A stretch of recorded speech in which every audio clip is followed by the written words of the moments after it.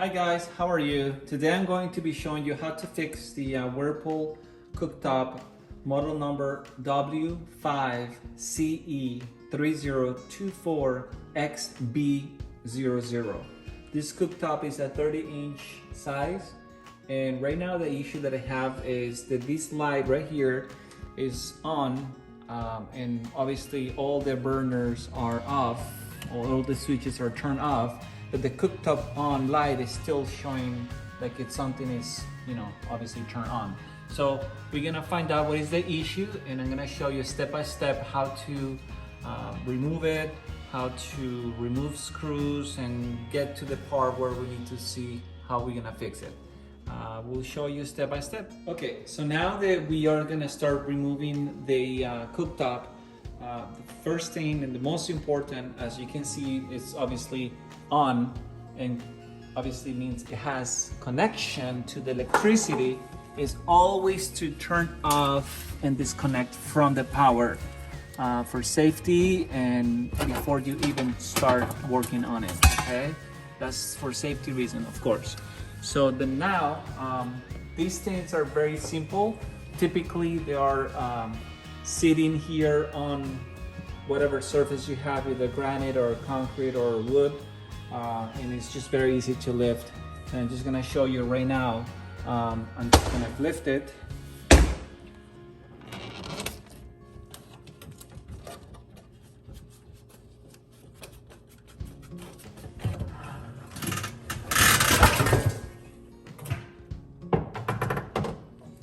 And that's how it is. All right, so I'm just gonna get all my tools and I'm gonna start working on it. Okay guys, so now that I've removed the cooktop, obviously I settle it here on the counter. I put some, on the bottom here, some sheets so it doesn't scratch the top with the metal. What we're gonna do right now is we're gonna remove these screws here, which is all this metal section that attaches this part to the bottom, okay? So there's screws in all the sides, and actually let's just show you these sides right here. I'm gonna remove these screws, and obviously in the back there's some more. So we're gonna remove all the screws, and we're gonna remove these, and make sure you have an empty space so you can obviously settle the top, so we can start working on the rest of the cooktop, okay? So I'm gonna use my drill. You can have just a regular screwdriver, whatever you have at home. Obviously be safe. If you think not so handy, you can also use safety glasses just for protection. But just regular screwdriver will do the job, okay?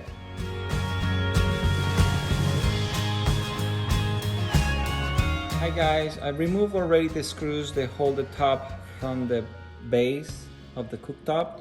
So just make sure that you keep everything in the same place, not to misplace any of the screws. So keep them again in the same place.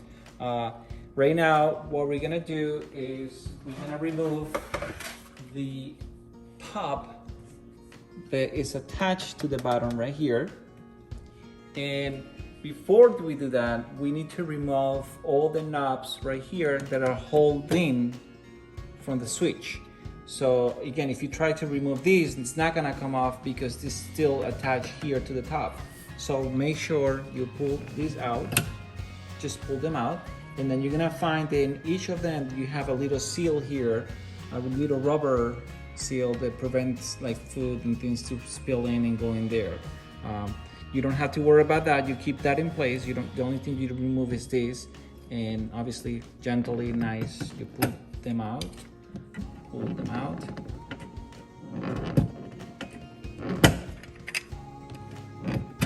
And that's how you do it. And then again, you put everything inside, right here, in one place, just to be organized.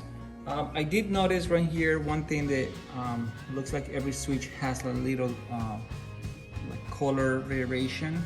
I guess every one of them means something. So you start with the green, I guess gray, blue, and red. So now let's just lift this up. And we're gonna put it over there. Or actually, we're gonna put it right here on the right hand side, so it's just easier for me. So you lift it, this is what it is. You find it like that. Obviously, guess what? This is delicate, so make sure you put this in a safe place, and make sure you have a lot of room to put stuff so nothing goes down. So next thing, as you can see, we found the big stuff right here, which is all the burners, a lot of elements, very delicate. So make sure you don't just start working without knowing what to do. But I'm gonna show you each steps, and that way there's no, breakings here, okay? So I'm gonna grab my screwdriver and show you the next step. Okay guys, so I removed the 3 screws I showed you early. Next thing is to remove the plate that those screws were holding. You just lift it very gently. Again, just be careful with the cables right here. And this is just a metal thing. Just put it in a place where it's not gonna ding or scratch anything. So the next is to remove this plate, which is the plate that holds all the switches and lights.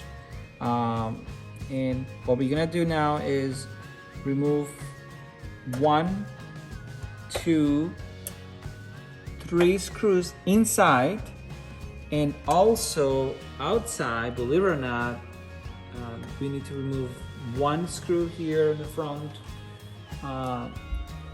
2 in the side, and that should be able to let us lift this other plate, which again is holding all the switches that we're gonna have to work on it. Okay, so see you next. Alright guys, this is a quick tip just to let you know all the screws that are removed so far, they're the same size and the same type, but just for you to know. What we're gonna do now next is remove this panel right here, which is holding all the switches. Just be careful again with all the cables and all the connections here, and it's just very easy. It's metal, so be careful with the edges. You just gotta lift it and gently without harming anything here. Again, you just push it up, and it just comes off like this.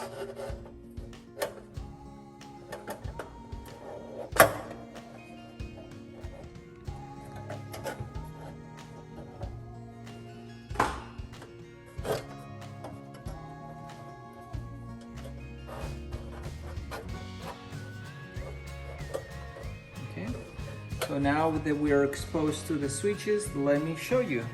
Alright guys, so now that we have all this panel open, and then we can see all the switches, before I continue to the next thing is, I just want to show you that each of these switches, or infinite switches, they have a specific location for. The first one, it goes for the front right burner.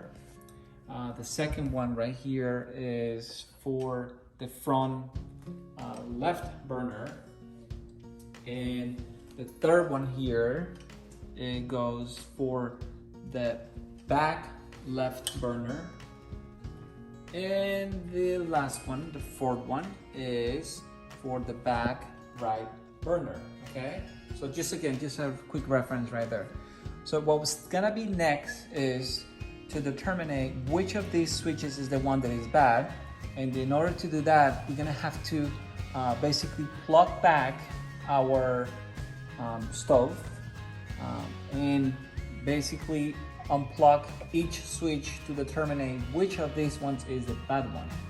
Again, the issue that we have right now is that one of these ones is sending the wrong signal to the light of the cooktop on, and because of that, it looks like it's on, but it's not. So we're gonna have to unplug all of these ones to find out which one it is. Obviously, I will start in order, so we, cross mark which one is the one the bad one is. All right. So I'm gonna do that next. All right. Okay. So just to show you, again, you gotta be very safe. My stove is plugged. You can still see the light on. Well, yeah, for the most part, you can see that it's on perfect. And I mentioned earlier that you have to disconnect the switches, but really you don't have to disconnect the switches, all of them. I mean, you can go one by one, but each switch has two ports. This one that is obviously the electrical part of it, and the other one right here that is the one that it sensors if the cooktop is on or the stove is hot, okay? So we're gonna be unplugging this part of the switch. Again, the cables are connected, and that part is the red, black, and the purple. So this is the one we're gonna unplug. Again, we're gonna have to do one at a time to figure out which is the one that's gonna turn off the light. But for now, obviously I'm gonna start in order, so I'm gonna start with the first one. So you just need gently pliers to unplug this. And what you need to do is just grab it and disconnect it. And I have great news, guys. Again, before I show you the great news, because I want to go in order, I have an amazing news because my light went off. So right there, lucky enough, is the first burner, the first right burner, the one with the issue.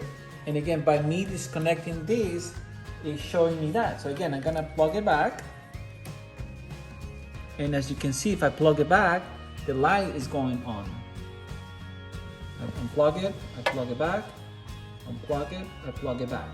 So this is the switch that is having the problem, all right? So I'm gonna remove it and show you what to do next. All right, guys, so what's gonna be next is I'm gonna remove the switch and I'm gonna show you which is the best way to do it. Obviously, you can see there's a specific way to put it. There's an orientation to go. And the way you remove it, you go again to the front of the plate here, and you have two screws, and we remove the two screws.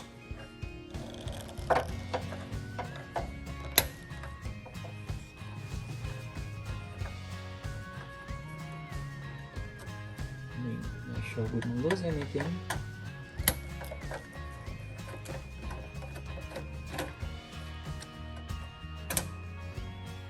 And then we go back here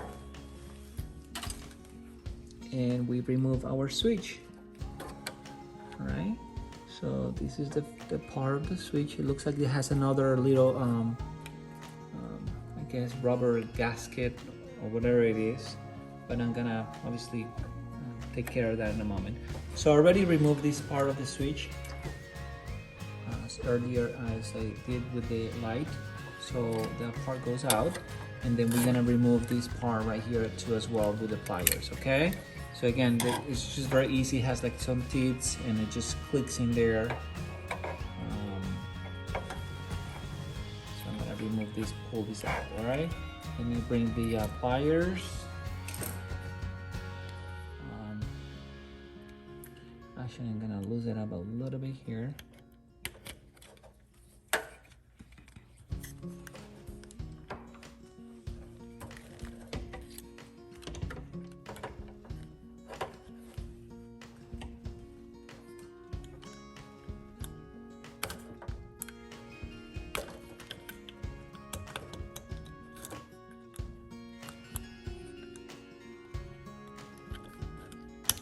Guess I didn't need the pliers. So, I mean, it's just goes with pressure, but you still have to be careful how you handle it. Again, you don't want to damage nothing there. All right, so I'm gonna remove this now and I'm gonna show you some other things about the switch. All right, guys, so this is the switch. And I just wanna show you a couple things. The first part of the switch that we removed was the sensor, which it goes in these 1, 2, 3 pins. The other last part that we remove, which are these cables right here, they go here in this part next to this metal, okay? But anyways, again, look at my video in case that you lose the steps and the orientation. It goes just like that as the other ones are. And it's just very simple. Very fast. This is the reference of the switch that you need to buy for this specific burner. There's older burners with different references. So if you notice that, you know, you're gonna order one, pull the one that you need, get the right reference, because they're all different. So don't just assume they're all the same. Okay, very, very important. So I'm gonna order it. I will post in a link where to buy, and also in my description box. Okay. All right, guys. Finally, I got my switch. This is a original piece from Whirlpool. Again, this is the reference, and I'm gonna show you how to install it. If you need to see where to purchase, you're gonna have a link in my description box below. So again, now what is gonna be next is to install it. So I'll show you that next. All right, so these are the switches. This is the old one. The reason I'm showing you this again, first of all, yeah, you can see that there's a little bit burn here. Obviously something is, you know, got messed up there. That's why it's not working right. But main thing is this little gasket, rubber thing that it was from, you know, originally there. So we're gonna transfer these to the new one, and in that way we put it back the same location. As I said before, the only thing you need to do is just put them in the same orientation as the other ones are and as the other one was, and that way there's no, you know, mistakes to put it back. All right. All right, guys. So I'm gonna put it back again. I already put the new, the old gasket to the new switch, and just again put it back easily. And we're gonna put it back, line it up with the screws. Let me show you here again.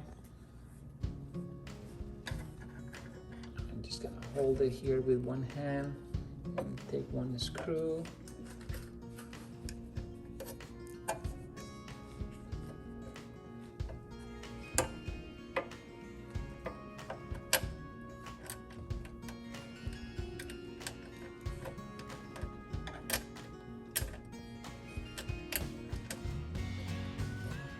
All right, perfect. So I'm gonna screw this back here in and set it up, and then I'm gonna show you next.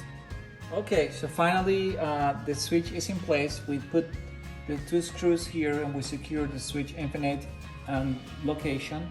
Next is to connect back the switches, which again, make sure the orientations are in place.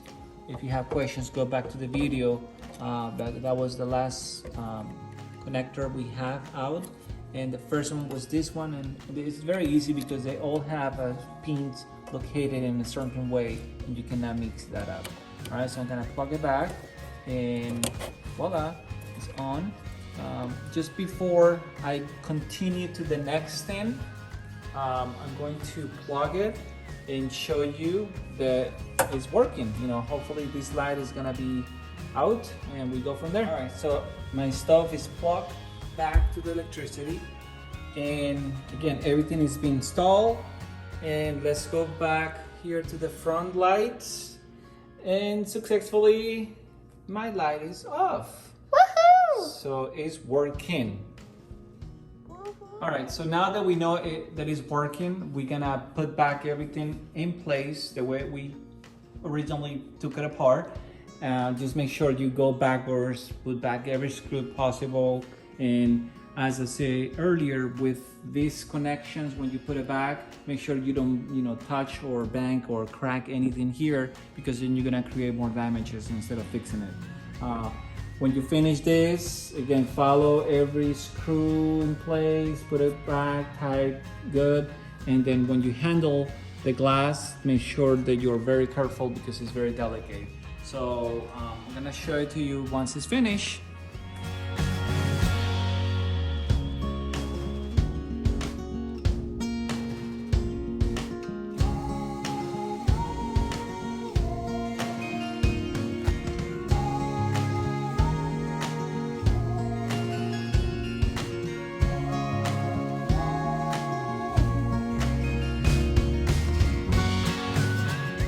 Okay, so finally, job is done. We were able to fix this Whirlpool cooktop 30-inch stove.